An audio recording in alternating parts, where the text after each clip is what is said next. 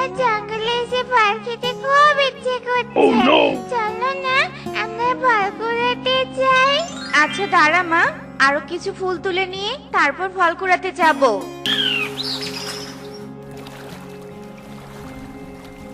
দেখো মা, কত সুন্দর পাকা পেয়ারা এখানে পড়ে আছে। দেখে মনে হচ্ছে খুব মিষ্টি হবে। আগে খেয়ে দেখি, যদি মিষ্টি হয় তাহলে আরো কিছু পেয়ারা ছেড়ে নিয়ে যাব। এরপর টুকি যেই না পেয়ারা খেতে যাবে তখনই সেখানে একটি খরগোশ ছানা চলে আসে। এই যে পাখি, ওই পেয়ারা তুমি খেও না, খেও না। কিন্তু কেন খরগোশ, এই ফল খেলে কি হবে? এই ফল কি বিষাক্ত নাকি? না না, বিষাক্ত না, কিন্তু পরে সবটা বলবো। এখন বাঁচতে চাইলে তাড়াতাড়ি এখান থেকে পালিয়ে যাও। যাও, চলে যাও। এ কথা বলে খরগোশ ছানা সেখান থেকে চলে যায়। মা টুকি, তাড়াতাড়ি চল, আমরাও এখান থেকে চলে যাই। এখানে নিশ্চয়ই বাঘ আসছে, তাই তো খরগোশ আমাদের পালিয়ে যেতে বলেছে। হ্যাঁ মা, তাই চলো। টুকি, তুই ফলটা ফেলে দে। খরগোশ যেহেতু ফলটা খেতে নিষেধ করেছে, তাই মনে হচ্ছে ফলটা খেলে কোনো ক্ষতি হতে পারে। কিন্তু মা, এই ফল তো কোনো বিষাক্ত ফল নয়, তাহলে খাওয়া যাবে না কেন বলো তো? তোকে তো বললাম যাবে না খাওয়া। এখন এত কথা না বলে ফলটা এখানে ফেলে দে তো।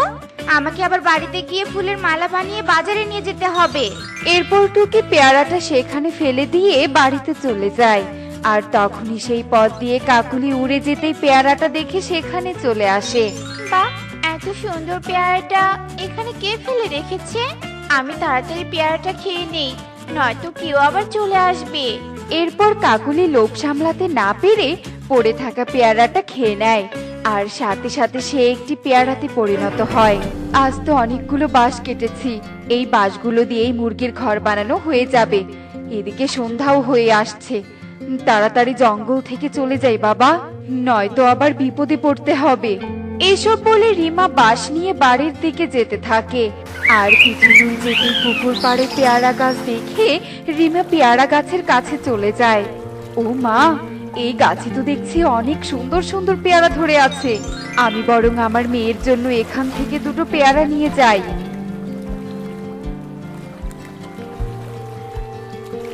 খা খা, আমার গাছের পেয়ারা খেতে খুব মিষ্টি। বিশ্বাস না হলে খেয়ে দেখ না। ওরে বাবা রে, ওরে মা রে, রাক্ষস, কে কোথায় আছো? এই রাক্ষসের হাত থেকে আমাকে বাঁচাও। এই, তুই চিৎকার করছিস কেন? আমি তোকে খেয়ে ফেলছি নাকি? আমি তো তোকে আমার গাছের ফল খেতে বলছি।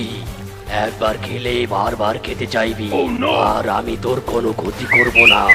সত্যি বলছো রাক্ষস? কিন্তু আমি তো এখানে ফল খাবো না, বাড়িতে গিয়ে খাবো। না না, সেটা তো হবে না। আমার গাছের ফল খেতে হলে এখানেই খেতে হবে। তুমি তো অনেক ভালো রাক্ষস। আচ্ছা ঠিক আছে, আমি এখানেই পেয়ারাটা খেয়ে নিচ্ছি। এরপর রিমা যেই না পেয়ারাটা খেয়ে নেয়, সাথে সাথে সে পেয়ারাতে পরিণত হয়ে যায়। আমার শিকার আরো একটা বাড়লো। এ কি, গাছে তো একটা পেয়ারা কম দেখা যাচ্ছে। তার মানে আমি না থাকায় কেউ এখান থেকে একটা পেয়ারা চুরি করে নিয়ে গেছে। এখন থেকে আমাকে লুকিয়ে থেকে পেয়ারা গাছ পাহারা দিতে হবে। যেভাবেই হোক 60টা শিকার যে আমাকে ধরতেই হবে। এসব বলে রাক্ষস ঝোপের আড়ালে লুকিয়ে থাকে। আর এদিকে কালু কাকুলিকে খুঁজতে খুঁজতে টুনির বাড়িতে চলে আসে। টুনি, কাকুলিকে দেখেছিস? না তো কালু দাদা, কেন? কাকুলি দিদি কোথায় গেছে, তোমাকে বলে যায়নি?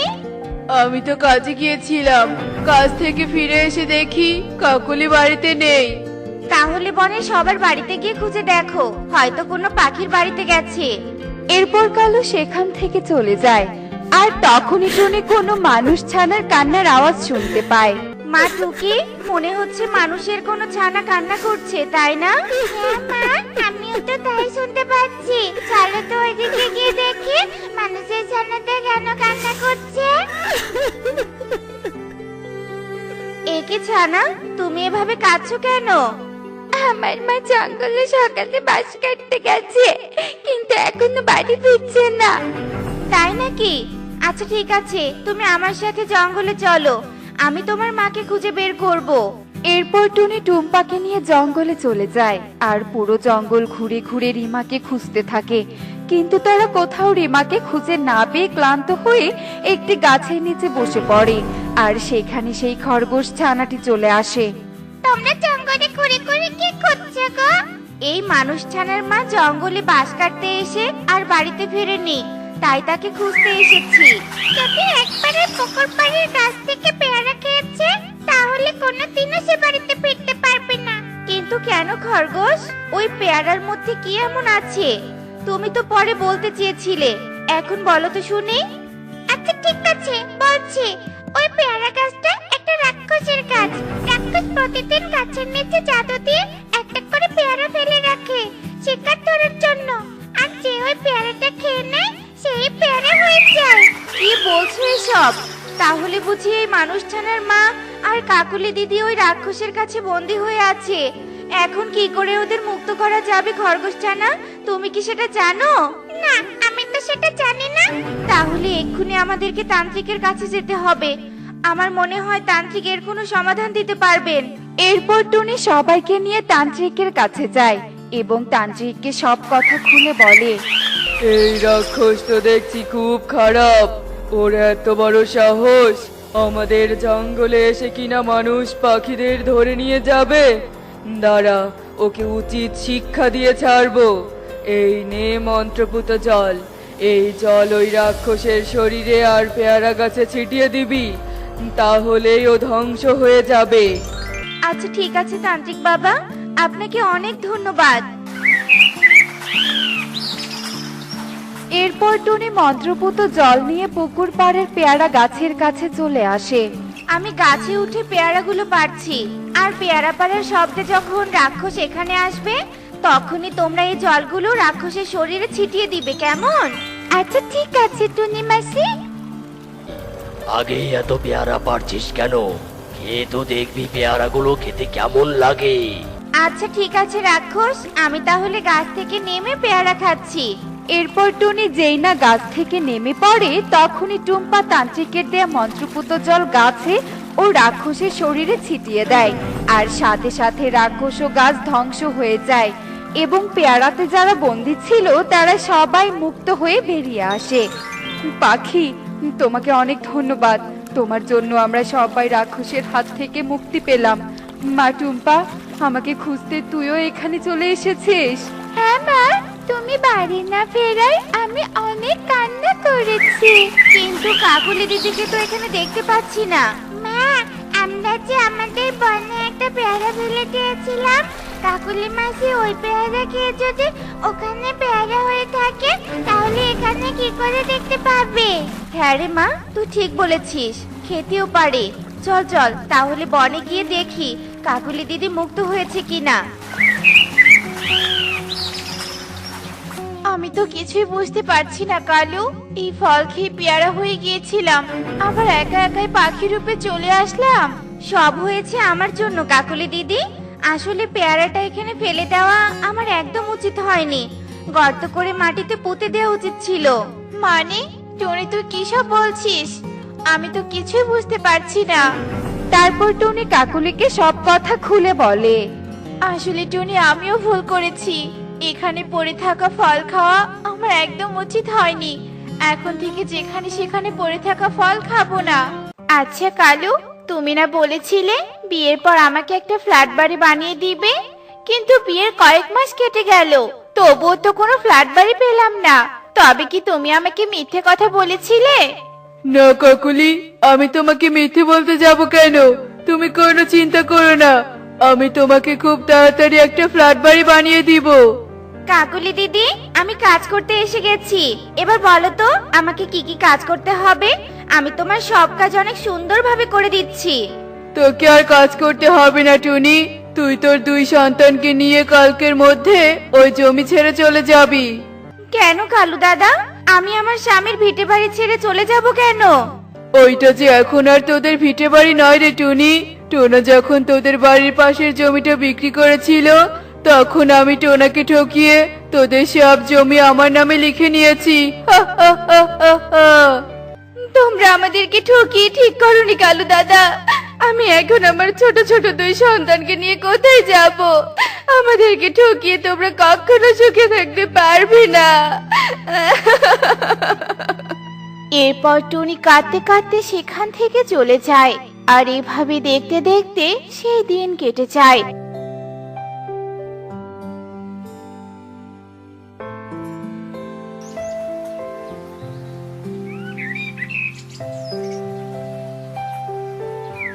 আর পরের দিন সকালে টুনি তার দুই সন্তানকে নিয়ে বাড়ি থেকে বের হয়ে যায়।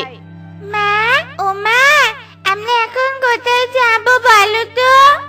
আমি কিচ্ছু জানি না রে মা, আমাদের যে যাওয়ার মতো কোনো জায়গা নেই। মা, ও মা, আমার খুব পানি পিপাসা পেয়েছে, আমি একটু পানি খাবো মা। ঠিক আছে রে বাবা, ওই সামনে দেখ একটা বাড়ি দেখা যাচ্ছে, চল আমরা ওই বাড়িটায় যাই। এরপর সবাই মিলে সেই বাড়িতে চলে যায়। আর সেখানে গিয়ে বাড়ির অবস্থা দেখে বলে, মা, ও মা, এখানে তো অনেক মাকুসে বাসা বেঁধে আছে। আবার বাড়ির ভিতরে কতগুলো ধুলোবালি জমে আছে। আমার মনে হয় এই বাড়িতে কেউ থাকে না। তাহলে কি এখানে একটু পানি পাওয়া যাবে না? আর আশেপাশে তো অন্য কোনো বাড়িও দেখতে পাচ্ছি না। মা, ও মা, আমি পানি খাবো মা, আমাকে একটু পানি দাও। বাবা রকি, ওই দেখ ওই কলসিতে পানি আছে, যা গিয়ে খেয়ে নে। এরপর রকি পানি দেখে অনেক খুশি হয়ে যায় আর তাড়াহুড়ো করে কলসির কাছে চলে যায় আর পানি পান করতে থাকে। এদিকে টুনি বাড়ির চারপাশটায় তাকিয়ে দেখে, সত্যি মনে হয় এই বাড়িতে কেউ থাকে না। তাই এই বাড়িটা ভালো করে পরিষ্কার করে কয়েকটা দিন এখানেই থাকতে হবে। চলো মা, আমার পানি খাওয়া শেষ, এখন আমরা চলে যাই, চলো। না রে বাবা, আজকে থেকে আমরা এই বাড়িটাতেই থাকবো। আর শোন, এই বাড়িটা এক্ষুনি পরিষ্কার করতে হবে, তোরা আমাকে একটু সাহায্য কর, কেমন? আচ্ছা ঠিক আছে মা, আমরা তোমাকে সাহায্য করছি। এরপর টুকি, রকি ও টুনি মিলে সেই বাড়িটা পরিষ্কার করতে থাকে। আর কিছুক্ষণের মধ্যেই তারা সেই বাড়িটা অনেক সুন্দর করে পরিষ্কার করে ফেলে। আর এভাবে দেখতে দেখতে সেই দিন কেটে সকাল হয়ে যায়।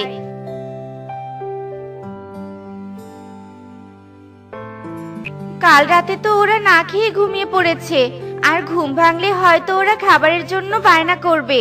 আমি বরং আমার কাছে যে কয়েকটা টাকা আছে সেই কটা টাকা দিয়ে একটু খাবার কিনে নিয়ে আসি। এই কথা বলে টুনি কিছু টাকা নিয়ে বাজারে চলে যায়। কবুতর দাদা, আমাকে 2 প্যাকেট বিরিয়ানি দাও তো, আর এই নাও তোমার টাকা। এই নে টুনি, তোর 2 প্যাকেট বিরিয়ানি, আর এই নে 50 টাকা। মাসি, ও মাসি, আমার কাছ থেকে বেগুনের চারাটা কিনে নাও না। আমার মাঝে খুব অসুস্থ আর আমার মায়ের অনেক খিদেও পেয়েছে। তাই আমি এই চারাটা বিক্রি করে আমার মায়ের জন্য খাবার নিয়ে যাব। ছোট্ট মেয়ে পারুলের কষ্টের কথা শুনে টুনির অনেক মায়া হয়। আর সে তার 50 টাকা দিয়ে বেগুনের চারাটা কিনে নেয়। এরপর সেখান থেকে বাড়িতে চলে আসে আর চারা গাছটা বাড়ির উঠোনে রোপণ করে দেয়। আর কিছুক্ষণ পর সেখানে একটা ইঁদুর ছানা আসে। বাড়িতে কেউ আছো? বাড়িতে কেউ আছো? এ কি ইঁদুর ছানা, তুমি কি কিছু বলবে নাকি? পুকুর পাড়ে আমার মালিক অসুস্থ হয়ে যাচ্ছে। আশেপাশে এই বাড়িটা ছাড়া আর কিচ্ছু নেই। তোমরা আমার মালিককে বাঁচাও। ইঁদুর ছানা, আমাকে তোমার মালিকের কাছে নিয়ে যাও। এরপর টুনিকে ইঁদুর ছানা তার মালিকের কাছে নিয়ে যায়। আর সেখানে গিয়ে এক অসুস্থ বৃদ্ধাকে টুনি মাটিতে অজ্ঞান হয়ে পড়ে থাকতে দেখতে পায়। আর তাকে পিঠে করে তার বাড়িতে নিয়ে আসে। মা টুকি, এক্ষুনি হাত পাখাটা নিয়ে আয় তো মা। বাবা রকি, তুই 1 গ্লাস পানি নিয়ে আয় তাড়াতাড়ি। এই নাও মা পানি। এরপর টুনি মিনু বৃদ্ধার চোখে পানি ছিটিয়ে দেয়। আর তখনই মিনু বৃদ্ধার জ্ঞান ফিরে আসে। এ কি, তোমরা কারা? আর আমাকে তোমরা কোথায় নিয়ে এসেছো? এরপর টুনি মিনু বৃদ্ধাকে সব কথা খুলে বলে। সবই তো শুনলে বুড়িমা, তবে এক্ষুনি কিন্তু বাড়িতে যাওয়া হবে না, কেননা তুমি এখনো পুরোপুরি সুস্থ হওনি। টুনির কথা শোনা মাত্রই মিনু বৃদ্ধা আর ইঁদুর ছানা দুজনেই নিজের রূপ পরিবর্তন করে আর এক নাগ ও নাগিন রূপ ধারণ করে। আমাদের এক্ষুনি নাগরাজ্যে ফিরে যেতে হবে টুনি। একি, তোমরা তাহলে ইচ্ছেধারী নাগ আর নাগিন? কিন্তু তোমরা এতক্ষণ আমাদের সামনে বৃদ্ধা ও ইঁদুর ছানার রূপ ধরেছিলে কেন বলো তো? তাহলে শোনো। এই নাগিন, আমাদের বাড়িতে এরা কি করছে? আমার মনে হয় আমাদের বাড়িতে কেউ থাকে না দেখে ওরা এখানে এসে থাকছে। এদের হয়তো থাকার জন্য কোনো বাড়ি নেই। কিন্তু নাগিন, আমাদের বাড়িতে অন্য কেউ এসে থাকবে তা আমি মেনে নিতে পারছি না। তোমার কি মনে আছে নাগিন, একদিন দয়া করে এক কাঠুরেকে আমাদের বাড়িতে থাকতে দিয়েছিলাম, আর সেই কাঠুরে আমাদেরকে মেরে আমাদের গুপ্তধন নিতে চেয়েছিল? হ্যাঁ নাগ, আমার সব মনে আছে। আর এজন্য তুমি এদেরকেও সেই কাঠুরের মতো বিশ্বাসঘাতক ভাবছো, তাই তো? কিন্তু নাগ, ওরা তো জানে না যে এটা আসলে আমাদের বাড়ি। তারপরেও যখন তোমার ওদেরকে বিশ্বাসঘাতক মনে হচ্ছে, তবে চলো আমরা ওদেরকে পরীক্ষা করে দেখব। এরপর আমরা এক বৃদ্ধা ও ইঁদুর ছানার রূপ ধারণ করি, আর এতক্ষণ ধরে অভিনয় করে তোমাদের পরীক্ষা নিচ্ছিলাম। তোমরা খুব ভালো মনের পাখি টুনি। তুমি তোমার এই দুই সন্তানকে নিয়ে আমাদের বাড়িতে থাকতে পারো। তোমাদেরকে অনেক ধন্যবাদ। আমাদের আসলে থাকার মতো কোনো বাড়ি নেই, আর আজ বাদে কাল কি খাবো তারও কোনো উপায় জানা নেই, তাই তোমাদের বাড়িতে এসে আশ্রয় নিয়েছিলাম। টুনির কথা শুনে নাগ ও নাগিন জাদু করে তাদের বেগুনের চারায় অনেক লাল বেগুন ধরিয়ে দেয়। এগুলো হলো জাদুর লাল বেগুন। এগুলো বিক্রি করে তোমরা সংসার চালাতে পারবে, আর প্রতি সপ্তাহে এই গাছে একটা করে সোনার বেগুন হবে। সেই বেগুন বিক্রি করে তোমরা ধনী হয়ে যাবে। আমরা এখন আসি টুনি পাখি। এরপর নাগ ও নাগিন সেখান থেকে চলে যায়। এরপর টুনি লাল বেগুন বিক্রি করে তার সংসার চালাতে থাল বেগুন গাছে একটা সোনার বেগুন ধরে যায়। এরপর সোনার বেগুন বিক্রি করে টুনি অনেক ধনী হয়ে যায়। অন্যদিকে কালি ও কাকুলি ঈগলের বাড়িতে চলে আসে। ঈগল দাদা, ও ঈগল দাদা, তুমি তো বলেছিলে টুনির জমিটা কেড়ে নিয়ে তোমাকে দিলে তুমি সেখানে অনেকগুলো ফ্ল্যাট বানাবে, আর সেখান থেকে একটা ফ্ল্যাট আমাদেরকে দিবে। ফ্ল্যাট তো ঠিকই বানালে, কিন্তু আমাদেরকে তো একটা ফ্ল্যাটও দিলে না। আমি এত টাকা দিয়ে ফ্ল্যাট বানিয়ে তোদেরকে দিব, এটা তোরা ভাবলি কি করে? আমি তো শুধু ওই জমিটা কোনো রকমে নিতে চেয়েছিলাম, যাতে অনেক সুন্দর করে ফ্ল্যাট বানাতে পারি। শোন, আমার পিছনে ঘুরে কোনো লাভ নেই। তোরা আর কখনো আমাকে বিরক্ত করবি না। এরপর কালি ও কাকুলি ঈগলের বাড়ি থেকে চলে যায়। কাকুলি, টুনিকে একদিন আমরা ঠকিয়েছিলাম, আজ আমরা ঈগল দাদার কাছে ঠকে গেলাম। ঠকানো জিনিস আমরাও ভোগ করতে পেলাম না। টুনিদেরকে ঠকানো আমাদের উচিত হয়নি কাকুলি।